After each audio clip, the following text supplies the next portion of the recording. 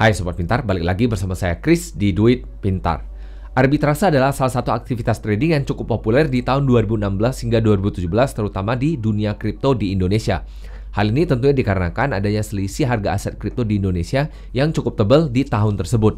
Hal ini tentunya mengundang banyak sekali orang untuk melakukan transaksi tersebut. Namun saat ini kondisinya udah beda banget. Saat ini kondisinya selisih harga juga sangat tipis sekali, sehingga ini membuat banyak sekali orang yang tidak melakukan transaksi ini lagi. Namun dikarenakan belakangan ini ada robot yang mengklaim bisa melakukan transaksi arbitrase yang mana mendapatkan keuntungan yang luar biasa, sehingga ini mengundang saya untuk mencoba membahas arbitrase kira-kira seperti apa, dunia percuanannya kira-kira seperti apa, dan yang tidak kalah penting mengapa broker tidak suka yang namanya transaksi arbitrase. Tentunya di dunia percuanannya nanti kita akan bahas cukup mendetail, tentunya agar Sobat Pintar dapat mempertimbangkan apakah cuannya itu masuk akal dan dapat diterima. Ikuti episode hari ini hingga habis ya. Episode hari ini disponsori oleh rekeningku, Indonesia Cryptocurrency Marketplace. Link pendaftarannya di kolom deskripsi ya.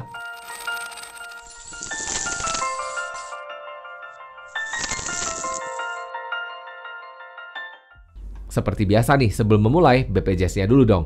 Bayar pakai jempol, share, dan subscribe saja. Episode dari Duit Pintar akan selalu saya hadirkan di setiap hari Senin, kadang-kadang di hari Kamis juga. Jadi Sobat Pintar bisa dapatkan episode yang lebih banyak dari Duit Pintar. Langsung kita masuk ke arbitrase sendiri. Arbitrase adalah transaksi di dua tempat sekaligus, di mana dilakukan transaksi beli dan jual secara bersamaan untuk mendapatkan selisih harga di dua tempat ini. Jadi memang transaksinya buka tutup dilakukan yang bersamaan, dan selisihnya akan didapatkan di waktu itu juga. Selisihnya tentunya saat ini cenderung sangat kecil, sehingga bisa saya katakan untuk saat ini tidak begitu masuk akal untuk melakukan arbitrase seperti yang dilakukan oleh banyak orang Indonesia di tahun 2016 hingga tahun 2018 silam. Namun nanti saya akan jelaskan umumnya yang dilakukan di Indonesia itu seperti apa, dan kita akan jelaskan yang sebenarnya sekarang. Jadi pada dasarnya para pelaku arbitrase ini memanfaatkan ketidakefisiensian antara dua pasar atau antara dua tempat, sehingga mereka memanfaatkan selisihnya untuk mendapatkan keuntungan yang bisa saya katakan hampir tidak ada risiko kalau memang dilakukan dengan cara arbitrase yang sebenarnya, yaitu buka dan tutup di waktu yang bersamaan di dua tempat yang berbeda. Dan dengan keberadaan para pelaku arbitrase ini, mereka secara nggak langsung membantu para broker ataupun exchange yang ada di dunia untuk menyelesaikan masalah ketidakefisiensian ini. Dikarenakan ketika harganya terlalu tinggi, maka ada yang menjual, ketika harganya terlalu rendah, maka ada yang beli. Sehingga ini membantu juga di pihak broker. Namun nanti saya akan jelaskan sisi lain di mana broker tidak suka kepada para pelaku arbitrase.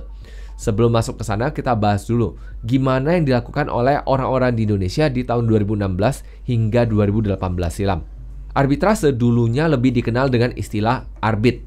Ada istilah lain di Indonesia yaitu arbit bersih dan arbit kotor. Dan ini menurut saya adalah istilah yang aneh banget, karena memang ini sebenarnya nggak ada istilah seperti itu. Yang ada dan yang benar yaitu arbitrase dilakukan di dua tempat secara sekaligus. Bukan dilakukan di satu tempat, kemudian ditransfer, kemudian dilakukan di tempat lain lagi. Ini bukan arbitrase namanya. Ini namanya ngirim token. Mungkin transaksi arbitrase yang dilakukan oleh orang Indonesia pada umumnya dulu, ini masuk akal untuk instrumen-instrumen ataupun untuk aset-aset yang tidak volatile, alias yang pergerakan harganya tidak seliar harga aset kripto. Dan yang dilakukan di aset kripto ini tentunya ini akhirnya membuat pasar menjadi lebih efisien, yang akhirnya selisih harganya makin lama makin tipis. Tentunya saya sangat paham tujuan orang melakukan arbitrase ini. Mereka bertujuan agar mereka bisa menghilangkan volatilitas harga ini dengan melakukan transaksi di dua tempat sekaligus. Namun sayangnya kalau dilakukan di dua tempat yang berbeda di waktu yang tidak bersamaan, ini malah meningkatkan risikonya. Di sisi lain, selain risiko volatilitas, kalau misalnya di aset kripto ada risiko asetnya hilang di tengah jalan dikarenakan salah input alamatnya, ataupun mungkin ada memo ataupun kolom yang tidak terisi, sehingga akhirnya tokennya malah hilang di tengah jalan. Sehingga ini tentunya malah menambah masalah baru. Jadi buat Sobat Pintar nih yang masih belum paham mengenai arbitrase dari penjelasan yang tadi, ini saya kasih gambarannya. Misalnya nih Sobat Pintar di pasar, di toko A mereka ada yang menjual apel 1 kilo katakan 100.000. Di toko B mereka menjual apel seharga 80.000. Yang bisa Sobat Pintar lakukan adalah beli di toko B, jual di toko A. beli dengan harga 80.000, jual dengan harga 100.000. Namun karena toko A bukan milik kita, mungkin kita akan jual dengan harga 90.000. Jadi kita masih dapat selisih harganya tersebut. Jadi itu perkiraan ataupun gambaran arbitrase yang sebenarnya. Namun yang dilakukan tentunya tidak semudah itu, dikarenakan yang dilakukan ketika melakukan arbitrase adalah kita harus melakukan kedua transaksi itu secara bersamaan. Jadi secara nggak langsung kita bisa katakan kalau toko Apple tadi itu harus toko Apple yang bersebelahan. Jadi kita langsung switch ataupun langsung melakukan perpindahan tangan di waktu yang bersamaan. Arbitrase sendiri sebenarnya ada dua jenis. Bukan arbitrase bersih dan kotor, tapi adanya arbitrase sederhana dan arbitrase kompleks. Arbitrase sederhana yaitu arbitrase yang dilakukan dua arah saja, seperti yang dari tadi saya sebutkan. Jadi kalau kita lakukan di dua tempat ataupun dua instrumen, maka ini hanya arbitrase sederhana. Namun di sisi lain ada arbitrase kompleks yang mana ini melibatkan lebih dari dua alat ataupun dua arah ataupun dua instrumen. Biasanya menjadi 3. Jadi konteksnya bisa dalam bentuk transaksi 1 beli 2 jual ataupun 2 beli 1 jual. Dalam hal ini saya kasih contohnya kira-kira seperti ini. Ini agak mumet kalau saya jelasinnya. Jadi sobat pintar lihat aja ini gambarannya seperti ini. Singkatnya, dari transaksi yang saya kasih contoh ini, kalau misalnya kita punya dana 1 juta dolar dan di saat itu kita lakukan transaksi sekaligus, maka hasil akhirnya 1 juta dolar ini bisa menjadi 1 juta dolar 1.300-an dolar. Yang artinya ada keuntungan 1.300-an dolar dari modal 1 juta dolar. Ini hanyalah contoh yang lebih disederhanakan. Namun tentunya ini nggak mudah untuk dilakukan secara manual. Tentunya ini bisa dilakukan dengan menggunakan teknologi. Dalam hal ini dalam menggunakan robot trading ataupun algorithmic trading. Lalu tadi saya udah jelasin, ada broker yang suka, namun pada umumnya broker ataupun exchange kurang suka dengan transaksi arbitrase ini. Broker yang suka tentunya ini dalam rangka untuk membuat harga mereka menjadi lebih efisien ataupun lebih mirip dengan harga di pasaran. Namun tentunya ada beberapa broker yang kurang suka dengan transaksi arbitrase ini. Yang pertama tentunya karena adanya celah dilakukannya carry trade. Carry trade singkatnya adalah mereka membuka posisi untuk mendapatkan bunga ataupun biaya inap yang biasanya dalam bentuk angka positif. Ini dulunya populer sekali di transaksi forex, terutama untuk mata uang Australian dollar USD. Jadi posisinya dibuka bermalaman dan mereka akan mendapatkan bunganya. Di sisi lain, untuk menjaga posisi mereka supaya nggak kehabisan ataupun nggak rugi, maka mereka akan buka di tempat lain yang nggak mengenakan biaya inap. Jadi ada satu posisi beli, satu posisi jual untuk menjaga posisi mereka secara keseluruhan. Kemudian di sisi lain, yaitu di sisi para trader yang suka melakukan transaksi jor-joran, yaitu transaksi cacing naga. Jadi kalau begitu mereka buka posisi, mereka pasang satu trade, mereka akan pasang bukan hanya di satu tempat, mereka pasang di dua tempat dengan tujuan apabila ada pergerakan yang signifikan, ada satu akun jadi habis ataupun hangus, dan di sisi lain ada satu akun yang mendapatkan keuntungan yang banyak sekali. Ini bisa dilakukan, namun tentunya ini bukan cara yang disarankan. Dan tentunya seperti yang sudah saya jelaskan di episode yang ini, tentunya ada broker yang kurang suka, terutama kalau misalnya nasabah mereka ataupun klien mereka mengalami kerugian. Karena tentunya apabila ada nasabah yang mengalami kerugian hingga akunnya habis, maka ini menjadi kerugian juga di pihak broker. Dan tentunya yang terakhir, transaksi arbitrase dapat mengganggu algoritma dari market making bagi si broker. Jadi kalau broker ada algoritma untuk market makingnya, maka ini dapat terganggu dengan adanya transaksi arbitrase. Dikarenakan dengan adanya transaksi arbitrase ini dapat memberikan faktor-faktor yang tidak diperhitungkan di algoritmanya ini. Sehingga ini dapat mengacaukan harga yang ada di broker tersebut. Lalu, kalau dunia percuanannya gimana? Apakah transaksi arbitrase masih menguntungkan?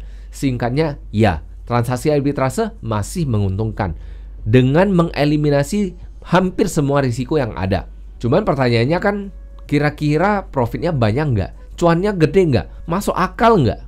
Ini saya kasih gambaran hitungannya. Jadi seluruh broker yang ada di dunia, seluruh exchange yang ada di dunia, mereka akan melakukan segala usaha untuk membuat harga aset di exchange mereka cenderung semakin efisien. Makin efisien ini makin baik. Sehingga ini bisa dikatakan mereka mengeliminasi yang namanya adanya pelaku arbitrase. Artinya, ini hal buruk bagi para pelaku arbitrase dikarenakan keuntungan mereka akan semakin lama semakin menipis. Dengan potensi keuntungan makin menipis, maka secara nggak langsung ini membuat resikonya semakin meningkat. Bisa dikatakan dengan istilah risk to reward-nya semakin jelek. Kalau dilihat dari selisih harga dari exchange yang ada saat ini harganya selisihnya cuma 5 hingga 20 dolar. Yang artinya, dengan selisih harga yang segini kecil, maka kalau misalnya kita melakukan transaksi sebanyak 2 miliar, maka keuntungan kita hanya 1 juta rupiah. Mungkin ada yang nanya nih, Chris, tadi katanya 0,1%. Ini kok hitungannya 0,05%. Saya ingetin kembali, arbitrase dilakukan di dua tempat yang berbeda. Jadi di satu tempat ada 1 miliar, satu tempat lain ada 1 miliar. Setara nih nilainya. Jadi satu beli, satu jual di waktu yang bersamaan. Dan selisih inilah yang menjadi keuntungan kita. Makanya keuntungannya hanya setengah dari selisih harganya ini. Pertanyaannya, apakah 0,05% ini masuk akal untuk kita? Sebagai gambaran, untuk mencapai selisih 1% aja dibutuhkan lakukan transaksi sebanyak 20 kali. Dan itu pun kalau memang selisihnya ada. Kalau selisihnya nggak ada ya berarti nggak bisa dilakukan transaksi. Lalu mungkin ada sobat pintar yang nanya, Chris, kalau saya pakai 2M-nya langsung beli di satu tempat kemudian jual lagi di tempat lain bisa nggak? Jawabannya bisa aja, cuman apakah selisihnya ini memadai? Dan kalau misalnya nih ketika kita kirim harganya malah balik arah, ini malah jadi masalah lebih besar. Ini malah risikonya meningkat. Perlu ingat kembali bahwa di tahun 2016 hingga 2018 harga aset kripto yang ada di Indonesia mengalami premium sebesar 20 hingga 30%. Sehingga melakukan pengiriman ini jadi masuk akal. Dikarenakan risiko harga balik arah dalam waktu 1-2 jam ke depan sebanyak itu ini cukup kecil. Sehingga ini bisa masuk akal dan bisa menguntungkan.